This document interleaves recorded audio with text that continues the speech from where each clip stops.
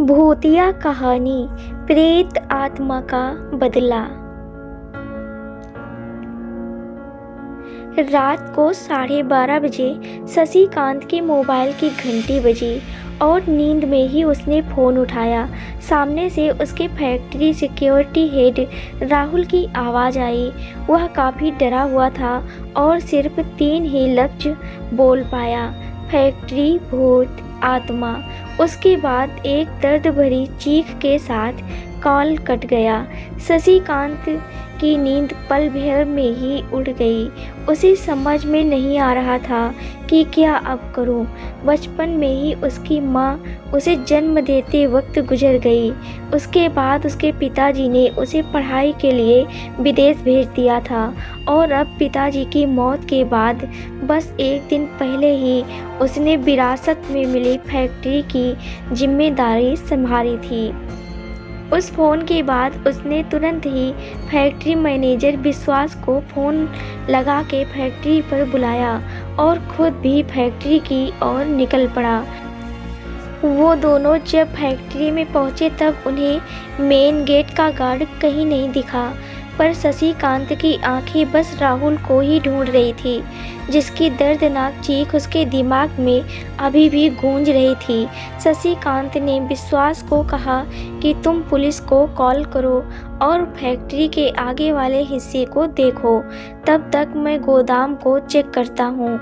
जब शशिकांत गोदाम में पहुँचा तब उसने देखा कि वहाँ पर राहुल ज़मीन पर शांत पड़ा था, लेकिन उसकी सांसें अभी भी चल रही थी, पर शरीर से कोई हलचल नहीं कर पा रहा था, मानो उसने कोई भयानक चीज़ देख ली हो। उसी वक्त शशिकांत ने एक और दर्द भरी चीख सुनी, जिससे उसका कलेजा कांप उठा।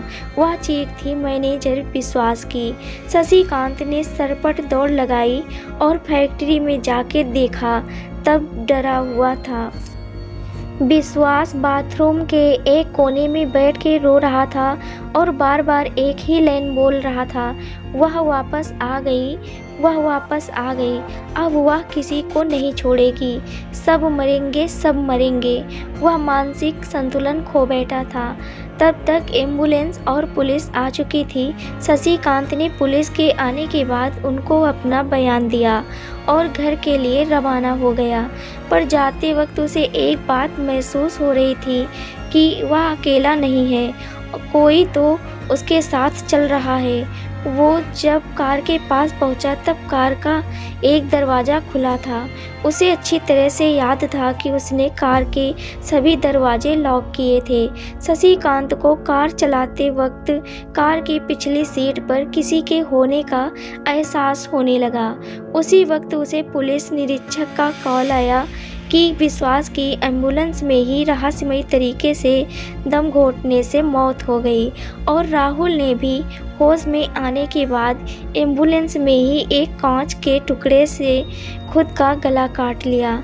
इस तरह की एक के बाद एक मौत की खबरों से उसका सिर दर्द से फटा जा रहा था। शशिकांत घर पर पहुंचा।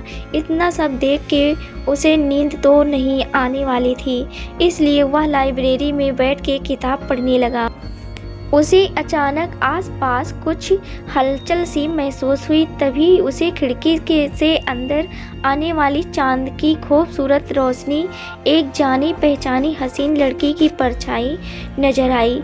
शशिकांत को पता नहीं कि उस परछाई से डर नहीं लग रहा था। वह लड़की बोली, कैसे हो शशि? शशिकांत हकलाते हुए बोला, का कौन हो तुम और मेरा पीछा क्यों कर रही हो? मैंने तुम्हारा क्या बिगाड़ा है? वह बोली, वही हूँ जिसके साथ तुम्हारी बचपन की कुछ सुनहरी यादें हैं, जिसके साथ तुम स्कूल जाया करते थे, पूरा दिन हम साथ बिताया करते थे। क्या तुम मुझे भूल गए? फिर शशिकांत के जुबान पर उसका नाम आया, स्वाति, तुम और तुम्हारी ये हालत किसने की? फिर स्वाति अपनी कहानी बताई। वह बोली, मेरे पिताजी तुम्हारे पिताजी के फैक्ट्री में काम करते थे। एक दिन वह देर रात को पूरा हिसाब किताब निपटा के घर के लिए निकल रहे थे, पर जाने से पहले आखिरी बार फैक्ट्री के एक चक्कर लगाने के लिए गोडाउन पहुँचे तो उन्हें वहाँ कुछ नए बॉक्स दिखे जिन पर कंपनी का लेबल नहीं था।